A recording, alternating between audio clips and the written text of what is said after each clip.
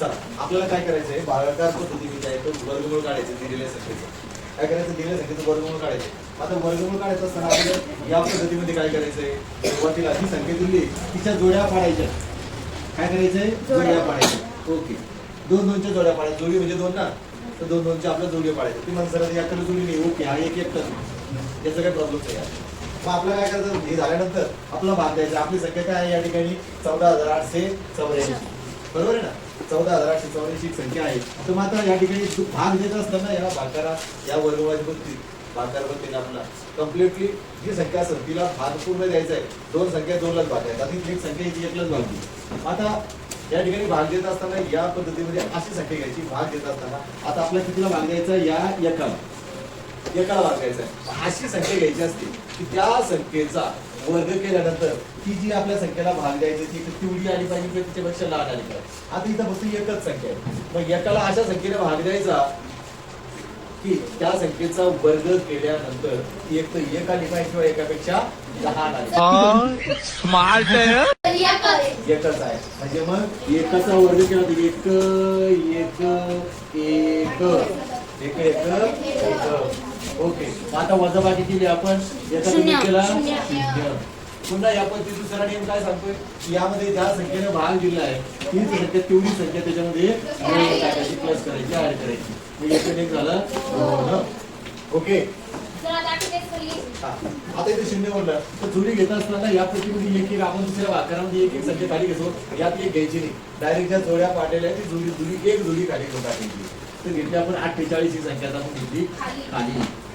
आता या ठिकाणी पुन्हा 2च्या समोर आता अशी संख्या ठेवायची. समजा या 2च्या समोर समजा 1 ठेवला तर 1कडच गुणायचं. 1 1 1 1 2 2 21 येईल गड्या. नियम काय सांगतो, एक तर 48 येऊ द्या किंवा 48च्या जवळची संख्या द्या, एकदम जवळची. मग आता या ठिकाणी 1 ठेवून पाहिला होता आपण. काय केलं, या ठिकाणी आपण आता या 2च्या समोर जे आहे तिथं 2 ठेवून बघूया. 2 ठेवलं, हे ठेवलं तर अगोदर 2 ठेवून पाहिले. 2 ठेवले आपण 2 जोडूया. बेबे 4 किती आले, आपल्याला किती लागतंय 48 म्हणजे जवळची संख्या आलेली. बरोबर आहे ना, जवळची आलेली ना. मग या ठिकाणी 22 दुने 44. मग इथं 2 ठेवले, 22 दुने 44. ओके, आता वजाबाकी केली 4. तुमचं लक्ष छान आहे, 4. ओके, आणि इकडे काय नियम आहे पुन्हा डबल. याच्यामध्ये काय करायचं, ज्या संख्येला गुणलंय त्यासाठी तेवढी संख्या त्याची मिळून टाकायची असते. 22 2 मिळवले आपण, 2 2 4 किती झाले 4.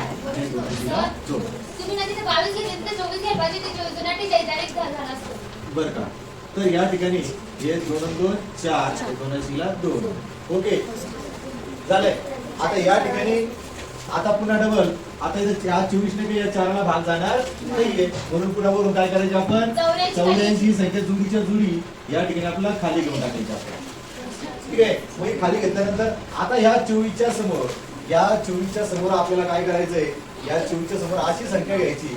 या 24च्या समोर अशी संख्या घ्यायची की संख्येने तिला गुणल्यानंतर ती एक आली पाहिजे. 484 किंवा त्याच्यापेक्षा लहान. माझा 24च्या पुढे या ठिकाणी 1 घेऊन पाहिला तर 1 याचा पण 1 1 1 1 4 4 1 2 किती लागले या ठिकाणी 241. नाही कमी पडायला लागले. मग आता या ठिकाणी आपण काय करूया, 2 घेऊन बघूया. 2 घेतले, 2 आणि गुणले 4 8 4 4 किती आले 84 आले. कितने टैलेंटेड है आप. या ठिकाणी 2चा भाग बसणार आहे म्हणजे 142 दुने आले 484.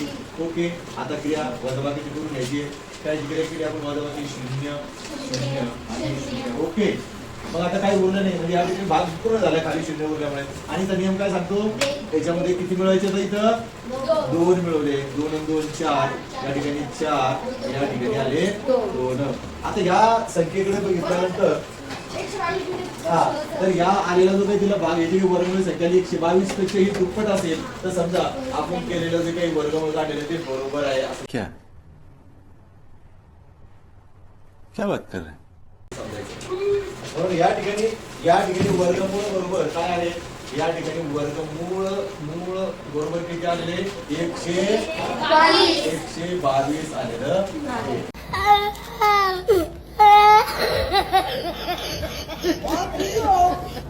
या स्वरूपात तुम्हाला वर्गमूळ काढायचं असतं. ओके. सब लोग फॉलो क्यों नहीं करते मुझे? तुम लोगों को सांप सूंघ गया क्या? मला असं वाटतंय भागाकार पद्धतीने काढलेलं जे वर्गमूळ आहे ते तुम्हाला समजलं असावं असं मला वाटतंय. समजलंय का मग?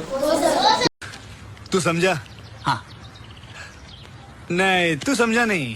तुम्हाला एक गणित स्वतःच्या मनाने आता काय करायचंय मला करून दाखवायचं आहे. करणारे सर्व ओके. आप कीजिएगा, ये ठीक नहीं हो रहा सर, आप गलत कर रहे हैं सर. मैं खुल के बोल रहा हूँ सर, सॉरी, क्षमा चाह, लेकिन आप गलत कर रहे हैं सर.